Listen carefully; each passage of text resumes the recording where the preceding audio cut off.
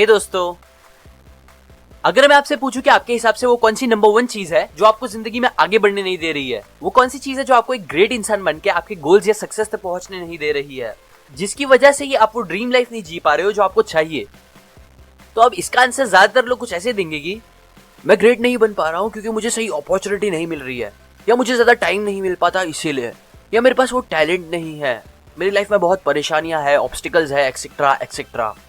मतलब सब बैड और बुरी चीजें गिना देंगे जो उनके हिसाब से उनके आगे ना बढ़ पाने का मेन रीजन है, जो सच बोलूं तो मोस्टली सच नहीं होता। ऑथर बोलते हैं कि सच तो ये है कि आपकी उस ग्रेट लाइफ जिसके आप सपने देखते हो, उसके और आपके बीच में जो सबसे बड़ी चीज दीवार बन के खड़ी है, वो कुछ बुरी और बैड चीजें नहीं है, बल्कि वो तो सारी अच्छी और गुड चीजें हैं, जिसने आपको कंफर्टेबल बना दिया है अपनी सिचुएशन से, जिसकी वजह से आप जहां हो वहीं सेटल हो गए हो। एग्जाम्पल, हम सुबह जल्दी उठ के एक्सरसाइज नहीं करते ताकि हम फिट रहे। क्यों? क्योंकि हमें सोने मजा आता है, इट फील्स गुड, ना कि बैड। हम हेल्दी खाना नहीं खाते क्योंकि हम अनहेल्दी और जंक फूड खाने में ही कंफर्टेबल हो गए हैं। हम ये सोचते हैं कि अरे क्या फर्क पड़ता है, सब तो खाते हैं। हम अपनी नॉर्मल लाइफ से, जॉब की रूटीन से इतने कंफर्टेबल हो जाते हैं कि फिर उससे ग्रेट और अच्छा करने के लिए कोई एक्शंस नहीं लेते। और यही कंफर्टेबल हो जाना सबसे बड़ी प्रॉब्लम है, जिसकी वजह से हमारा देश और हम खुद ग्रेट नहीं बन पा रहे हैं। आज ज्यादा ग्रेट स्कूल्स नहीं बनती, क्यों? क्योंकि सब गुड स्कूल्स में ही खुश है। ग्रेट ट्रांसपोर्ट फैसिलिटीज नहीं है क्योंकि सब गुड या उससे भी बदतर खराब चीजों से ही कंफर्टेबल हो गए हैं। गड्ढे हैं तो गड्ढे हैं, रोड खराब है तो है, क्या फर्क पड़ता है, चला लेंगे, एक दिन तो जाना है, 2 दिन तो जाना है, या 10 मिनट की तो बात है। और ऐसे धीरे धीरे करके हम बुरी से बुरी चीजों के साथ कंफर्टेबल होते जाते हैं, और यही कंफर्टेबल होना एक बड़ी प्रॉब्लम है। ऑथर जिम कॉलिन अपने 21 लोगों की रिसर्च टीम के साथ 5 साल रिसर्च करे इस एक क्वेश्चन का आंसर फाइंड आउट करने के लिए, जो ये था कि वो क्या चीजें होती है जो हमें गुड से ग्रेट बनाने में मदद करती है। वैसे तो उन्होंने ये सारी रिसर्च बड़ी बड़ी कंपनीज पर करी थी, उनके कई साल के डेटा निकाल कर, पर इससे मिले आंसर्स बस बिजनेस के लिए ही नहीं बल्कि हर इंसान की लाइफ को ग्रेट बनाने में बहुत हेल्पफुल हो सकता है। सो अभी मैं उनकी फाइंडिंग के ही कुछ पॉइंट्स आपके साथ शेयर करूंगा। Now let's begin. Number 1, 5 level leader. बहुत से लोगों को लगता है कि लीडरशिप क्वालिटी बस बिजनेस करने के लिए जरूरी होती है, बट ऐसा नहीं है।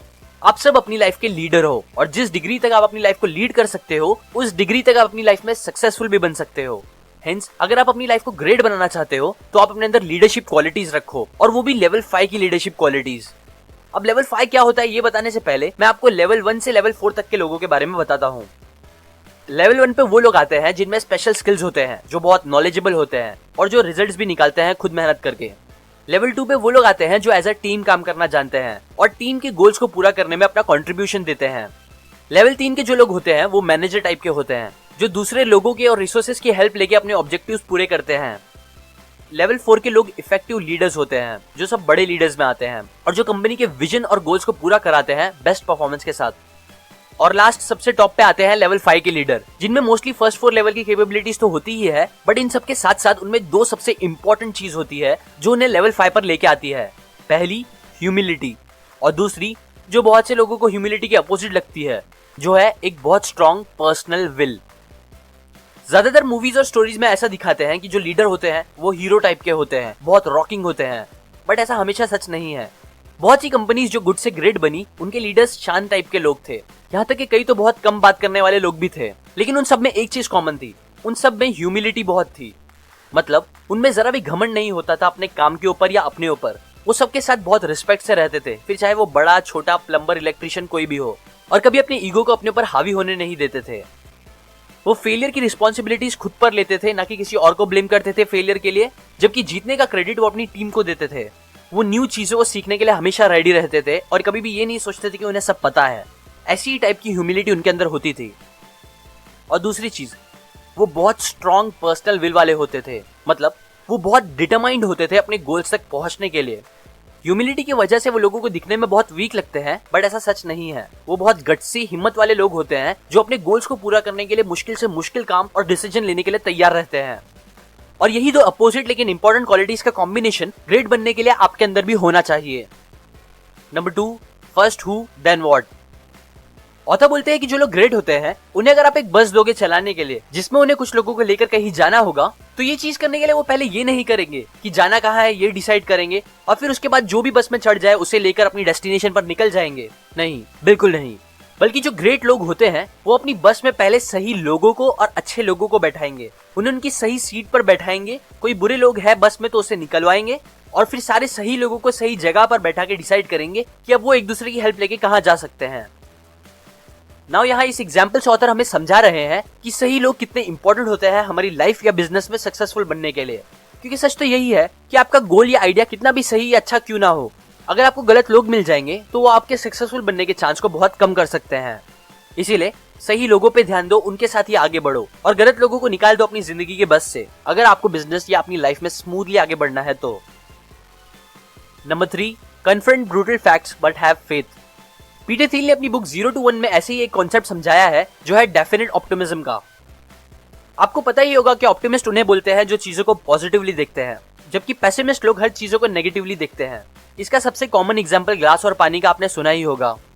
अगर आपको आधा ग्लास पानी भरा हुआ दिखता है हमेशा तो आप ऑप्टिमिस्ट हो, लेकिन अगर आप ग्लास को देखकर ये सोचते हो कि बस आधा ग्लास पानी ही है तो आप पेसिमिस्ट हो। अब पीटर थियल ने इससे एक स्टेप आगे जाके बताया है कि ऑप्टिमिस्ट और पेसिमिस्ट इन दोनों के भी 2 टाइप्स होते हैं, एक इंडेफिनिट पेसिमिस्ट और दूसरा डेफिनिट पेसिमिस्ट, और एक इंडेफिनिट ऑप्टिमिस्ट और दूसरा डेफिनिट ऑप्टिमिस्ट। ये सब क्या होते हैं मैं एग्जांपल देके समझाऊंगा। अगर आप बोलते हो कि हमारे देश का कभी कुछ नहीं हो सकता और हम हमेशा पीछे ही रहेंगे, तो आप एक इंडेफिनिट पेसिमिस्ट हो। और अगर आप बोलते हो हमारे देश में कभी भी कम्युनिज्म और करप्शन खत्म नहीं होगा और इसीलिए ही हम कभी आगे भी नहीं बढ़ पाएंगे, तो आप एक डेफिनिट पेसिमिस्ट हो। मतलब अगर आप नेगेटिव हो बिना फैक्ट और रीजन जाने तो आप एक इंडेफिनिट पेसिमिस्ट हो, लेकिन अगर आप सच्चाई और फैक्ट को ध्यान में रखते हुए नेगेटिव हो रहे हो तो आप एक डेफिनिट पेसिमिस्ट हो। ये दोनों थी पेसिमिस्ट की बात। अब अगर आप बोलते हो कि नहीं मेरा देश पक्का 1-2 साल में ही डेवलप हो जाएगा और हम दुनिया में सबसे ऊपर आ जाएंगे, तो आप एक इंडेफिनिट ऑप्टिमिस्ट हो, क्योंकि आप बिना फैक्ट्स और सच को समझे ही पॉजिटिव बात कर रहे हो। जबकि अगर आप ये बोलते हो कि हमारा देश डेवलप होगा पक्का, बस हमें अपने इग्नोरेंस को, कम्युनिज्म को, करप्शन को खत्म करना होगा, जो हम करेंगे भी, तो अब आप एक डेफिनेट ऑप्टिमिस्ट हो, क्योंकि अब आप लॉजिकल फैक्ट्स और सच्चाई को समझते हुए पॉजिटिव बात कर रहे हो और उसके लिए कुछ करने का सोच भी रहे हो। और ऐसे ही डेफिनेट ऑप्टिमिस्ट हम सबको होना चाहिए। नाउ इसी तरह इस बुक का ऑथर भी हमें बोल रहे हैं कि हमेशा फैक्ट्स और सच्चाई को भूलो मत, बल्कि रियलिस्टिक रहो, प्रॉब्लम्स को समझो, लेकिन उसके साथ साथ यकीन भी रखो